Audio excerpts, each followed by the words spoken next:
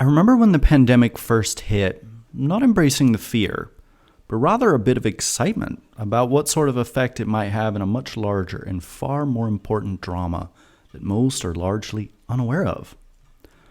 For several years now, the United Nations and other international organizations have been hosting youth-driven discussions and live events on future policies to answer global problems such as climate change.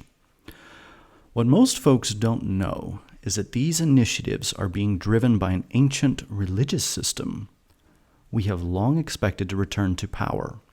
From all appearances, their rhetoric appears altruistic, and yet if one examines closer, much darker coercive themes emerge. While the world lurches in their direction, we are that vocal minority whose destiny it is to stand in opposition to that power and give a warning proclaimed from three angels about a final apocalyptic struggle.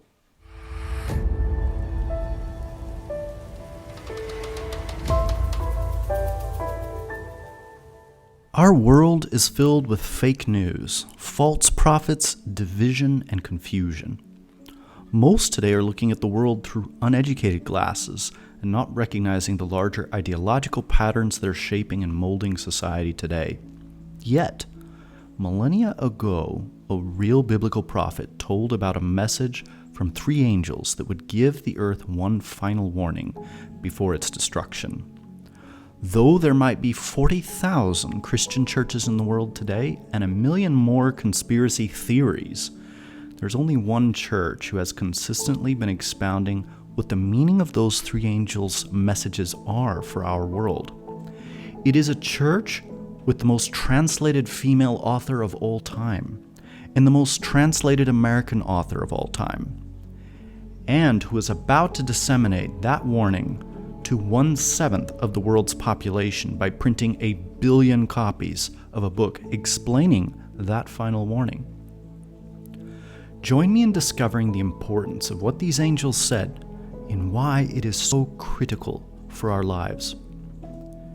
In Revelation 14, we read, "And I saw another angel fly in the midst of heaven, having the everlasting gospel to preach unto them that dwell on the earth, and to every nation and kindred and tongue and people, saying with a loud voice, Fear God, and give glory to him, for the hour of his judgment is come, and worship him that made heaven and earth, and the sea and the fountains of waters. And there followed another angel, saying, Babylon is fallen, that great city, because she made all nations drink of the wine of the wrath of her fornication. And the third angel followed them, saying with a loud voice, If any man worship the beast in his image, and receive his mark in his forehead or in his hand, the same shall drink of the wine of the wrath of God, which is poured out without mixture into the cup of his indignation, and he shall be tormented with fire and brimstone in the presence of the holy angels, and in the presence of the Lamb. And the smoke of their torment ascendeth up for ever and ever, and they have no rest, day nor night, who worship the beast and his image, and whosoever receiveth the mark of his name. Here is the patience of the saints. Here are they that keep the commandments of God and the faith of Jesus." In the first angel's message, we see a warning to the world of a judgment that would take place before Christ would return to this world. As to when this begins, the prophet Daniel provides some answers. You see, in the ancient Jewish system, Judgment Day came toward the end of the year and was known as Yom Kippur or Yom Hadin, and it was when the sanctuary was cleansed. The prophet Daniel foresaw two prophetic time periods mentioned as the 70 weeks or 490 days, and the 2300 days from which the 70 weeks was cut off from. The start date for the goings forth to rebuild Jerusalem for these two time periods was noted in Ezra 7 to be in the 7th year of King Artaxerxes in 457 BC. Scholars for centuries have identified the Bible uses a principle known as a day for a year in calculating biblical prophetic time. We see this in Ezekiel 4:6 and Numbers 14 verse 34. Therefore, 490 years from 457 BC takes us down to the time of Christ, where Daniel 9 identifies Messiah the Prince being cut off for our sins. Daniel foresaw these events and identified them perfectly hundreds of years before they actually happened. Meanwhile, 2,300 years takes us down to 1844, when the antitypical heavenly sanctuary was to be cleansed, and when this judgment hour would begin. This first angel warns the world when the heavenly antitypical sanctuary was to enter its final phases in the atonement process, and the significance of Christ entering the most holy place above. The second angel has a specific warning to avoid wine. In Proverbs 31, we read, "It is not for kings, O Lemuel, it is not for kings to drink wine, nor for princes strong drink, lest they drink and forget the law, and pervert the judgment of any of the afflicted." Wine causes men to forget the law of God. Specifically, the Christian world has forgotten the one commandment they were told to remember. Today, I'm amazed to see some of my Christian friends pushing for overturning Roe versus Wade because they find murder an abomination, and yet those same individuals ignore the very commandment that gave authority to the whole law by containing the seal or mark of God, including his name, title, and authority.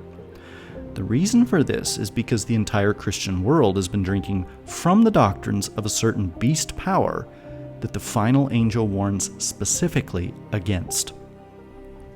In the third and final angel's message, we see a command to avoid the mark of this beast and his image. Revelation 17 explained about how this beast was, is not, and yet is. Because this beast lost power, nearly the entire Christian world has forgotten their history and is not prepared for what already is taking place politically in the world today. Before we delve deeper into the identity of the beast, I want to pause and remember that as Christians we believe that Satan counterfeits God. To understand the beast and his mark, I want to pause a moment and reflect on what God's mark is. In Exodus 13 verse 9, we read that the law shall be a sign unto thee upon thine hand and for a memorial between thine eyes, that the Lord's law may be in thy mouth, for with a strong hand hath the Lord brought thee out of Egypt. God wanted his law to mark men's actions and their thoughts. And in Exodus 31 verse 17, within that law, we see that the Sabbath is a sign between me and the children of Israel forever. For in 6 days the Lord made heaven and earth, and on the seventh day he rested and was refreshed. In Ezekiel 20 verse 12, we read, "Moreover also I gave them my Sabbaths to be a sign between me and them, that they might know that I am the Lord that sanctify them." God's law, and specifically his Sabbath, was to function like a king's seal and to mark both our thoughts and our actions. The prophet Daniel, though, warned about an Antichrist beast system that would come and change both God's laws and his times. This power would arise out of the fourth beast in Daniel 7, which has long been identified as Rome. It would subdue 3 kingdoms. It would speak great words or blasphemy against the Most High, including claiming the power to forgive sin and to hold the position of God himself. It would persecute and put men to death. It would have a celibate priesthood. It would contain pagan elements of Babylonian worship. It was a mother church with many daughters. It would rule for 1260 prophetic days or 1260 literal years. It was a very rich church with gold, precious gems, and stones. It would have a name that adds up to 666. Its colors would be purple and scarlet. It would rule over the kings of the earth. It would arise from a region of 7 mountains. It would be the 8th form of Roman power. It would be a union of church and state power. And finally, it would have a mark of its power that would contrast with God's mark. If you haven't guessed already, Catholicism fits every biblical identifier. Back when it was in civil power, the Protestant world universally identified Catholicism as the Antichrist system. Seriously, they all said the Pope was Antichrist. Every reformer. In Leviticus 24 verse 18, the object that the word vicarious refers to in the Latin Vulgate is translated as anti in the Greek. Therefore, vicarious Christi, vicar of Christ, literally means Antichrist, while vicarious filii, vicar of the Son of God, adds up to 666. Prophetically, we have long expected Catholicism to return to the stage globally as a religio-political power, and we have long expected her to enforce her mark of authority. And just what is that mark? The one commandment containing the authority of God was changed in civil law, first by Pope Sylvester, and was later ratified and reaffirmed by the Council of Trent. There, Archbishop Reggio successfully defeated the majority of the Protestant world by demonstrating, if they did indeed hold to Sunday rest, they were in fact not sola scriptura and were inconsistent in their theology. Ever since, Rome has gradually been working Sunday rest further and further into her teachings and theology. In Dies Domini, we read how Sunday rest is to mark thoughts and actions. For Christians, Sunday is the fundamental feast day, established not only to mark the succession of time, but to reveal time's deeper meaning. As certain elements of the same Jewish tradition suggest, to reach the heart of the Shabbat or God's rest, we need to recognize in both the Old and New Testaments the nuptial intensity, which marks the relationship between God and His people. The Sabbath, therefore, has been interpreted evocatively as a determining element in the kind of sacred architecture of time which marks biblical revelation. The Sunday assembly is the privileged place of unity. It is the setting for the celebration of the Sacramentum Unitatis, which profoundly marks the Church as a people gathered by and in the unity of the Father, of the Son, and of the Holy Spirit. In fact, the Lord's Day is lived well if it is marked from beginning to end by grateful and active remembrance of God's saving work. Beyond particular ritual forms, which can vary in time depending on church discipline, there remains the fact that Sunday, as a weekly echo of the first encounter with the risen Lord, is unfailingly marked by the joy with which the apostles, disciples greeted the Master. Rome identifies Sunday as a mark, and yet it's a day identified in the Catechism of the sun. In Rerum Novarum, we read further how Sunday rest was to be established for workplace equality. In Our Lady of La Salette, Sunday rest was established to avoid the weight of my son's arm. In Laudato Si, Sunday rest was proposed as a solution for environmental problems. The proposal, though, is not to be accomplished out of compelling biblical argument. Instead, Catechism 2188 advances that this solution for climate change and workplace equality is to be accomplished by the enacting of civil laws, in other words, the use of coercion. America has long rejected the union of church and state, though within Article 1, Section 7 of its Constitution, a reference to Sunday rest remains as a constitutional toehold for originalist judges packing the courts in recent years. Maryland versus McGowan has already established constitutional precedents for Rome's objectives. In America's early years, Catholicism was bitterly opposed, and Protestant social values on property rights were constituted and protected.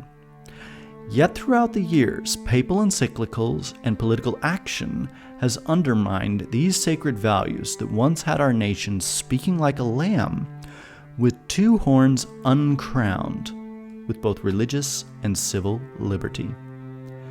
Gradually, though, massive immigration and poor education, our nation's backbone voter base of individuals who value religious freedom, has waned. Rome planned much of this. In 1846, for example, we read her own statements for our nation. Immigration from Catholic countries must be the chief object of our missionary operations. Immigration is the living spring which never fails. We shall get a Catholic army in time of need. We shall acquire power to overbalance the political scale at the ballot box. In a land where the mass of people can read and we having no means to prevent it, it is imperative that we should have control of the press in a direct as well as an indirect way. Rome's initiative was to establish control over the press, control over your freedom, and to pack the United States with immigrants that neither respected nor understood the freedom and the values of America. Rome also heavily rejected the idea of constituted religious freedom.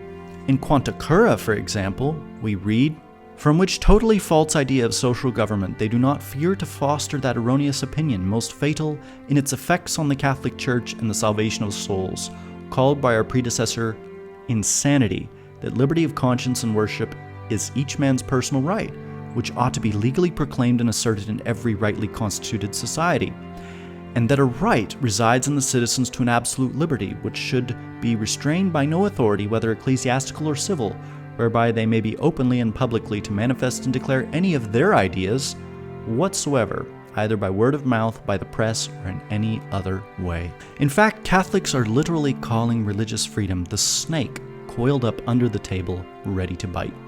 Why doesn't God's side have unity? The answer is because from the very beginning of the nation, an error was accepted into the political fabric. The error that people are free to believe whatever they want about God, and that somewhere down the road this wasn't going to present a massive problem in how the society orders itself. As we said, the snake coiled up under the table. Eventually, sooner or later, it's gonna bite you. We have long expected America to be the final frontier of Rome, to dominate politically, and she has been. For the first time in our nation's history, we now have a predominantly Catholic Supreme Court. For the second time in history, we have a Catholic president, while his opponent was also making strides toward Catholicism. Biden isn't afraid to advance the unions and enact religious social doctrine from Rerum Novarum. I've long said America wasn't built by Wall Street. It was built by the middle class, and unions built the middle class. Unions put power in the hands of workers. They level the playing field. What I find particularly fascinating is the unions over in Europe, such as Uni Europa, with 200 million strong, are already jumping to the tune of the Pied Piper and calling for Sunday rest by law. Canada's National Assembly is being petitioned for a return to federal Sunday rest by law. Throughout the pandemic, we have watched as the Philippines has locked down on Sundays.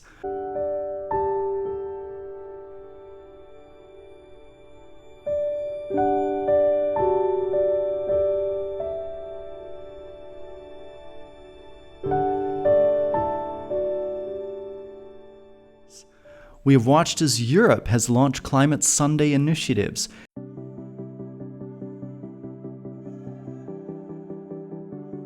As Christians, we believe that the earth is the Lord's and everything in it. We are confident that God calls us to be part of restoring all of creation to full life.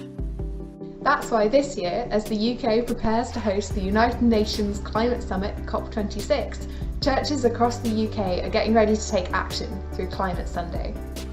Climate Sunday is an initiative of the UK Church's Environmental Issues Network.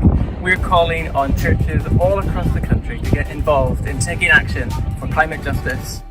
And Christian groups are pushing more and more to unite with the state and enact Sunday rest by law. Hi, my name is Alix and I'm policy advisor at COMECE, which is the Commission of the Bishops' Conference of the European Union. With the COVID-19 pandemic, many people are suffering from poverty and loneliness. This is why we need fraternity more than ever. We need to care for each other, for we are all members of one human family. This is why at COMECE we are committed to promote Sunday as a common weekly day of rest. It has been fascinating to see the fast forward button pressed ideologically. Why we're announcing today that businesses will now be closed on Sundays. It always pays to have a good crisis. Gathering is from Chennai, where Tamil Nadu has imposed a lockdown on Sunday. We will have people at the markets there watching you and holding you to account and to literally comply with the protocols. With respect to the shops, we rely on you in the communities. We will have roving patrols, but we rely on you in the communities. I've also said to them and responded to the Minister of Health, who has asked that we do not have commercial activity in supermarkets, hardware stores, or any stores on Sundays for now. And therefore, when these things open back up on the 1st of March, it will be business from Monday to Saturday, but there will be no commerce in the supermarkets on Sunday. We feel that the workers there and the persons who are monitoring, and I ask Bajans to think about the people who have to work as monitors, who have to work in enforcement, who have to work in the supermarkets. They're under pressure too.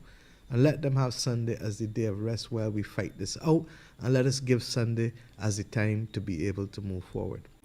If you haven't been paying attention, look at the Council for Inclusive Capitalism with the Vatican.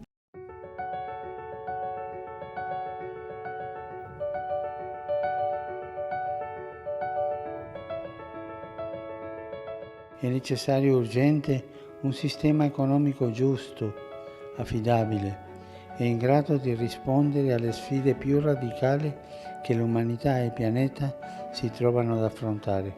We are answering Pope Francis's challenge to create more inclusive economies that spread the benefits of capitalism more equitably and allow individuals to realize their full potential. Who are Visa and MasterCard lining up with? Look at Rome's Economy of Francesco, the Laudato Si Action Platform, the Cura Foundation. I don't like this. I don't like the fact that the Pope is doing this. I don't like the fact that there are Pachamama idols set up in St. Peter's. All of this, to me, is apocalyptic. There, I said it. This is apocalyptic. We are seeing religious leaders team up with eco people who are in favor of infanticide and abortion and contraception, team up with credit card companies, team up with social media, team up with China, team up with Joe Biden, team up with Hillary Clinton. All the usual suspects are teaming up. And what alarms me is Pope Francis is on that team. The Club of Rome, the Rights of Nature, and the many dozens of other think tanks. What is this? What is this? Francis is saying, may our common desire to build back better lead to cooperation between civil and ecclesiastical groups. Who suggested the most recent Supreme Court picks? What church does Leonard Leo identify with? You see, the calculated shift also in left-wing American culture has been a cultural and moral relativism that is returning to values contained within the French Revolution. This anarchy will only license the return of religious tyranny. The modern era, which has developed equality and liberty with such determination, now needs to focus on fraternity. He just verbatim gave the 3 pillars of the French Revolution. Our world is headed to a climactic struggle of politics and religion that the vast majority will miss because they don't know their history or their Bible. While the crisis builds, the entire Protestant world is asleep at the wheel and sinking even lower in its quest for relevance. Most are joining back with Rome and calling the entire Reformation quits. Just look at what Kenneth Copeland did here. Brothers and sisters, Luther's protest is over. Is yours? And I get a bit cheeky here because I challenge my Protestant pastor friends. If there is no more protest, how can there be a Protestant church?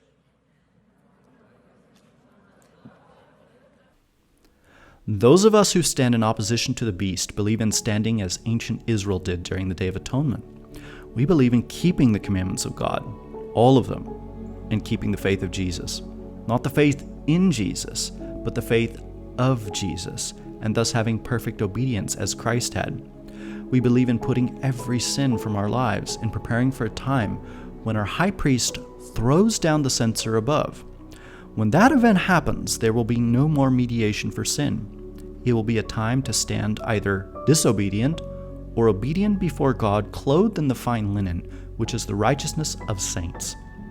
When executive judgment comes upon our world, we plan to be among that number who do no iniquity nor speak lies, neither shall a deceitful tongue be found in their mouth. For they shall feed and lie down, and none shall make them afraid.